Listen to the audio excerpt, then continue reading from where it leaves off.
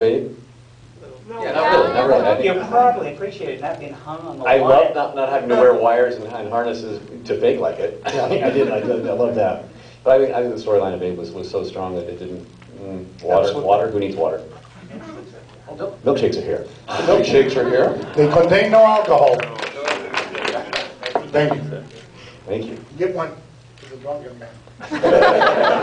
I'll pick one. Holy fuck, did you order this? Oh my gosh. Oh. Whoever suggested cookies and cream, thank you.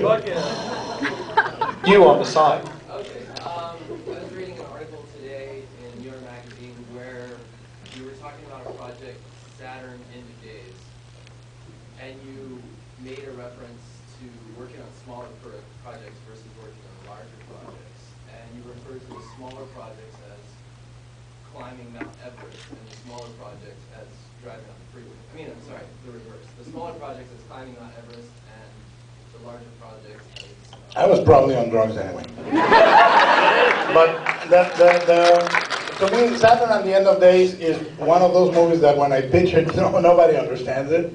It's like Pan's Labyrinth, where I said, and she falls in love with a fawn. With a deer? No, a fawn with a U.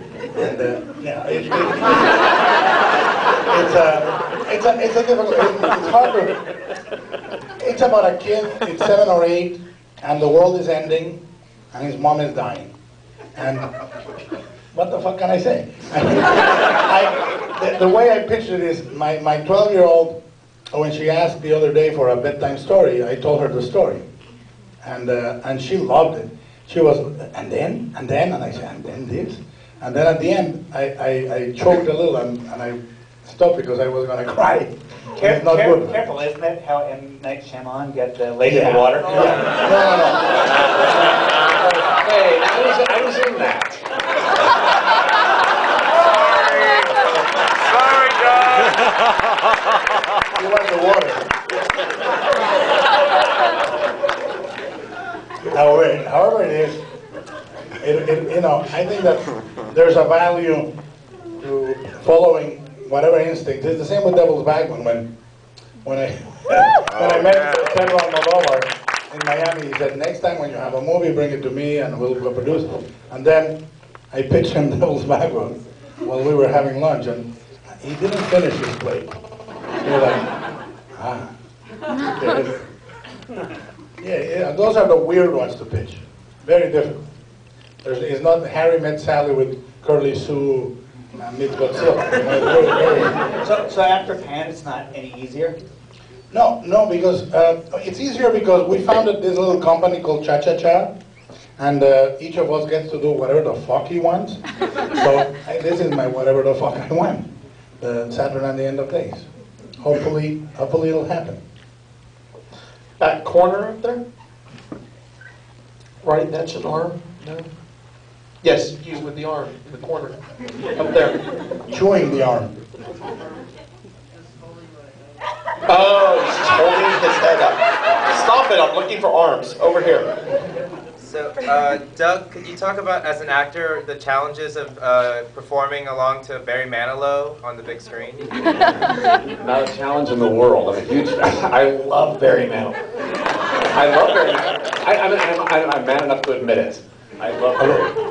No, when Guillermo wrote that scene and I asked what song were we going to sing to, he's like, Can't Smile Without You. Yes! No, because it took me, well, first of all, when that song was on the radio, I was a senior in high school falling in love for the first time. And so that's the song I would turn up and go, I hope she notices me. You know, that was my song. So to have it playing in here with I hope she notices me going on for 8 was like a full circle life thing for me. So, you know what, yeah. I think 8 drunk in love, stumbling into a room with 5 cans of a 6-pack is possibly one of the most beautiful cinematic images I've ever seen in my life. Well, thank you. Princess? Also, now, Doug, you don't drink, so where did that come from? Because my wife was super impressed. With my drunkenness? Yeah. Oh. Is it your research? Yeah. My wife watched a lot of drunk people. Stop Oh, doing my that. wife's stirring my shit. Where am I supposed to hold it?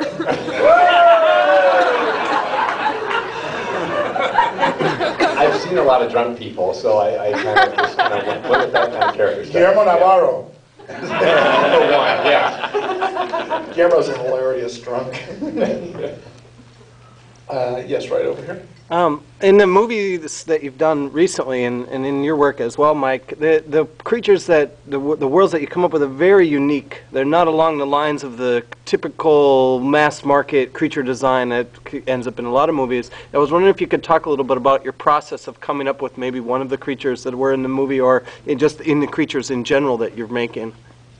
Well, you'll see, probably you've seen the creature little short film on the website where we had our first meeting. The guidelines was, do not come back with a creature that looks like a movie monster. Don't come back with a monster that looks like any other monster we had in the movies. We asked them to refer to medieval engravings, Hieronymus Bosch or Peter Bruegel, things that were painterly, but not to refer to, oh, we're doing this because it looks like a creature from another shop, And the other thing is we had everybody come with 15, 20 designs and only bring things they were really passionate about. For example, the Chamberlain. The Chamberlain was designed by Chet Zar, a really good painter in Los Angeles that is also part of Spectral Motion. And it looks exactly like one of his paintings, animated. And Mike did a lot of the designs on the initial stage, and then Wayne Barlow did another bunch, Francisco Ruiz did another bunch, and the guys at Spectral did another bunch. And then we selected a series of them and asked everyone, which of the creatures do you like the most? And let them run with it. But in a rare case of you not taking credit for stuff, all the signature Del Toro creatures, the ones that really stand out, were designed by him. He came in with the Angel of Death. He came in pretty much with the Elemental. All the stuff in Pan's Labyrinth is you. And this is somebody who, spends 3 months working as a designer on these pictures. I'm not up there. The stuff that's really up there. I mean, there's some really nice Wayne Barlow features to walk by in the Cantina sequence. But the ones that stand out, the ones that hit you between the eyes, those were his. I don't know, I'm sort of partial to Hellboy. That was all right. It's weird because actually I forgot that I designed Hellboy. Yeah. I walked on that set, and it was only when Ron walked out one day wearing, he had no shirt on. He had just, he was made up as Hellboy torso, and he was wearing the coat, which we never saw him like that in the first film, but that's why I draw him in the comic. I actually said to somebody, "Oh, that looks like my character." Somebody pointed out that every character on the set that day were characters I had designed. I think if y'all do a Hellboy 3, you need to have like a HD camera just on Ron in the Hellboy makeup At all times. At all times, Yeah. and release 90 hours, a million hours of footage, because it's just, I mean, when I visited you on the first Hellboy, just watching Ron sit on set, because the Cinemation, the Spectral guys that were doing the hand stuff, when Ron's just